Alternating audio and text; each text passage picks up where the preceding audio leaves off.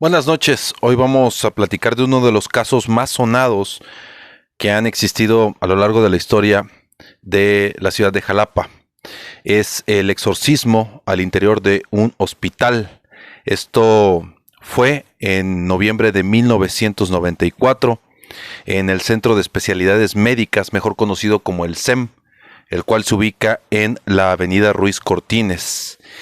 Fue protagonizado por uno de los más famosos sacerdotes exorcistas que ha tenido la ciudad de Jalapa, y me atrevo a decir que el estado de Veracruz y el país, el padre Martín del Campo.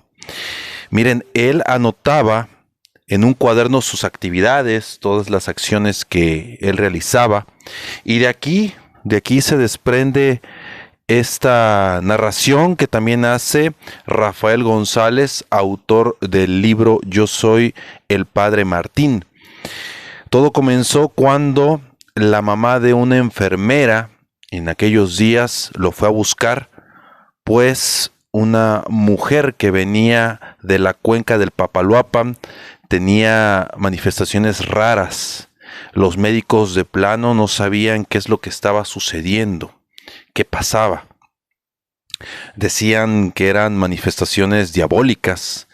El mismo médico encargado de la paciente le pidió también ayuda al padre Martín porque las terapias no le servían a la mujer, a la paciente. Incluso la situación estaba empeorando, por lo que los doctores y las enfermeras ya tenían mucho miedo por todo lo que sucedía alrededor de esta paciente. Los médicos decían, haciendo estudios y con base a lo científico, que ella padecía trastorno de personalidad, que tenía desdoblamiento de personalidad, neurosis, psicosis y diversos tipos de paranoias.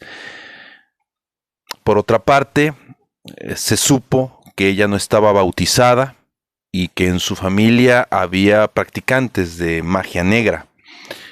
Decían que en las noches ahí en el interior del hospital se escuchaban ruidos en los pasillos, que veían sombras y que se escuchaban carcajadas.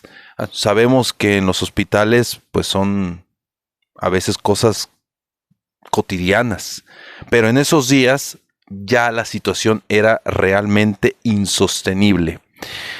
Incluso esta paciente les vaticinaba a los doctores, a las enfermeras, sobre la muerte de otros pacientes. O sea, les hablaba que en la cama tal, en el piso tal, había una enferma con tal padecimiento y que mañana iba a venir por ella y moriría. Y eso sucedía tal cual. Eso era lo que exactamente pasaba. Así que el cuerpo médico ya estaba muy inquieto, con mucho miedo, y llamaron al padre. El padre fue a evaluar la situación de acuerdo con los protocolos que tienen los exorcistas. Él contaba que cuando llegó, simplemente se sentó al lado de la cama sin decir nada, y la paciente se empezó a jalonear, empezó a moverse de manera brusca.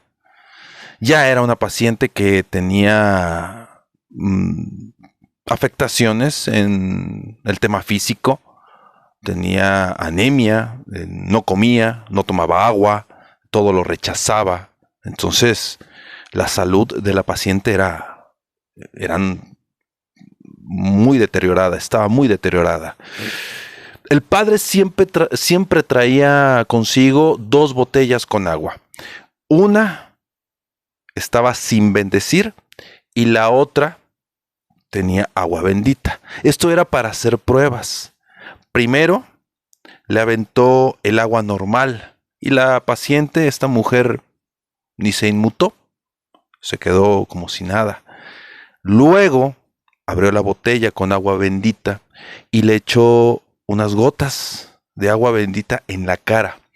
Ahí la paciente gritó, le dijo groserías, se quitó las ataduras, escupió al padre y tuvieron que entrar enfermeros, ya enfermeros varones, más fuertes para contenerla, pues quería golpear al padre, ya estaba fuera de control justamente después de que le puso unas gotas de agua bendita en la cara el padre Martín.